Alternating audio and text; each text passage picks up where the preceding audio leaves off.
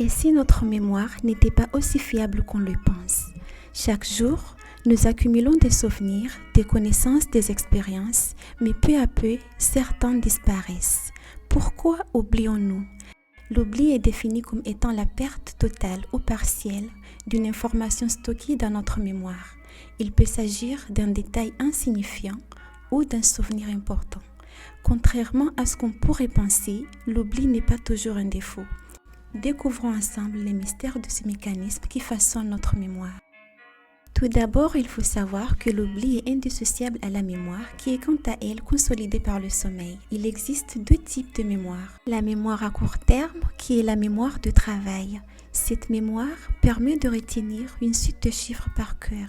Ensuite, il y a la mémoire à long terme. Ce dernier est réparti en deux catégories, dont la mémoire non déclarative qui est la mémoire procédurale, c'est-à-dire la mémoire qui nous sert à apprendre à faire du vélo par exemple. L'autre catégorie est la mémoire déclarative qui comporte la mémoire sémantique qui permet de stocker les connaissances générales et la mémoire épisodique qui retient les informations passées avec sa famille par exemple. La mémoire procédurale est favorisée par le sommeil paradoxal, tandis que la mémoire déclarative est quant à elle favorisée par le sommeil à ondes lentes. Les informations stockées dans la mémoire pendant la journée sont réactivées pendant la nuit et intégrées dans la mémoire à long terme. Ce phénomène est la consolidation. La mémorisation se fait en 3 étapes. Au début, nous avons l'encodage qui permet d'enregistrer de nouvelles informations transmises par nos différents sens. Puis vient l'étape de stockage où l'information sera rangée dans l'hippocampe et va y rester longtemps. Et enfin, nous avons le rappel qui permet de rechercher un souvenir, une information et de la restituer. L'oubli est divisé en plusieurs types. Nous avons l'oubli adaptatif, efficace ou non efficace, qui est le processus par lequel les informations passées sont effacées ou mises de côté afin de ne pas interférer avec le rappel d'informations plus récentes. Il existe l'oubli permanent, qui est un phénomène où les souvenirs, les connaissances ou les expériences disparaissent totalement de la mémoire d'un individu, et ce, de façon permanente. L'oubli par interférence suggère que l'oubli intervient lorsque les processus de mémorisation sont perturbés par le traitement simultané de données reçues avant ou après. L'oubli motivé est un processus généralement sélectif, induit expérimentalement ou de façon volontaire, au cours duquel des souvenirs liés à un traumatisme ou un stress sont refoulés dans l'inconscient et réprimés. Mais il peut également affecter des informations neutres, comme des mots ou des noms. Attention, l'oubli se distingue de l'amnésie parce qu'il n'est pas pathologique. Certains considèrent que l'oubli et l'amnésie renvoient à un même phénomène, mais ce n'est pas totalement vrai. L'amnésie est un trouble pathologique, contrairement à l'oubli comme on le dit précédemment, qui est naturel, parfois bénéfique pour l'apprentissage et l'adaptation, mais peut être aussi un handicap. Mais alors, pourquoi oublions-nous? Plusieurs facteurs peuvent expliquer ce phénomène.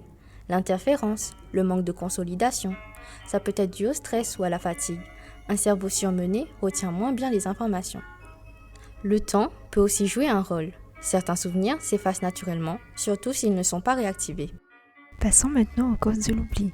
L'oubli peut être causé par une erreur d'encodage, c'est-à-dire un défaut lors de la phase initiale du traitement des informations, ou les données ne sont pas correctement transformées en représentation mentale exploitable.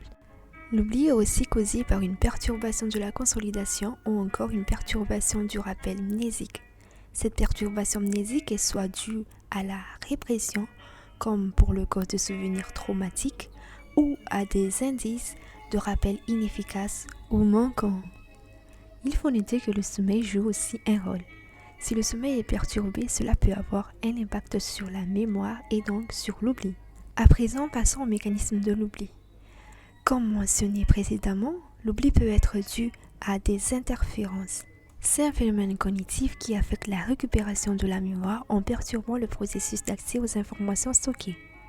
Il se produit lorsque des informations similaires ou en compétition interfèrent avec la récupération d'un souvenir cible. Il existe deux types d'interférences, l'interférence proactive et l'interférence rétroactive. L'oubli est principalement causé par la dépression à long terme. C'est un mécanisme neurologique clé de l'oubli impliquant l'affaiblissement des connexions synaptiques peu utilisées. Ce phénomène est en opposition à la potentialisation à long terme, qui renforce la mémoire dans l'hippocampe. La dépression à long terme est déclenchée par un effluent de calcium intracellulaire qui active la calmoduline. Cette protéine régulatrice initie une cascade enzymatique impliquant plusieurs phosphatases, notamment la protéine phosphatase A et la calcinurine. Ces enzymes permettent ensuite la dépolarisation de la sous-unité GLUA1 des récepteurs AMPA, réduisant ainsi leur endurance et provoquant leur internalisation par endocytose. Cela affaiblit la transmission synaptique, caractéristique de la dépression à long terme. La dépression à long terme peut être induite de différentes manières, notamment via les récepteurs métabotropiques au glutamate, qui activent des voies de signalisation intracellulaire impliquant la calmoduline et les phosphatases. L'inhibition de la phosphatase perturbe ce processus, entraînant des déficits dans l'oubli adaptatif, ce qui suggère que cette enzyme est cruciale pour l'oubli actif. La dopamine joue également un rôle important dans la modulation de l'oubli adaptatif. Sa libération dans l'hippocampe inhibe la dépression à long terme et permet ensuite une mise en mémoire et un oubli adaptatif de façon optimale. Ce mécanisme permet au cerveau de gérer efficacement ses ressources mnésiques en éliminant les informations non pertinentes tout en gardant celles qui sont importantes. Voici maintenant quelques conseils pour ne plus oublier. Dormir 5 à 6 heures minimum permet de mieux se concentrer et donc de mieux retenir les informations. Associer les informations à retenir avec des images ou des odeurs permettra de mieux mémoriser. Par exemple, si vous devez retenir le nom d'une nouvelle personne que vous avez rencontrée, essayez de vous visualiser en train de partager un moment agréable avec cette personne. Cette méthode d'association aide votre cerveau à mieux ancrer les informations et à les rappeler plus facilement. Retenir les informations en les écrivant sur des post-it et en les exposant dans des endroits facilement accessibles. Faire des exercices de mémorisation permet de stimuler le cerveau. Pratiquer des jeux de mémoire, des mots croisés ou des jeux de réflexion. Le cerveau a besoin d'être entraîné pour rester en forme. Ce qui amène au dernier conseil, qui est d'avoir une activité physique régulière qui permettra au cerveau d'être bien irrigué par le sang. Une alimentation équilibrée et riche en nutriments favorise également le bon fonctionnement de votre cerveau et donc améliore la mémoire. Loin d'être un simple défaut de notre mémoire, l'oubli est un mécanisme essentiel qui nous permet de filtrer les informations, d'éviter la surcharge cognitive et d'optimiser nos capacités d'apprentissage. En comprenant ces causes et ces mécanismes, nous pouvons mieux l'apprivoiser et améliorer notre mémoire au quotidien.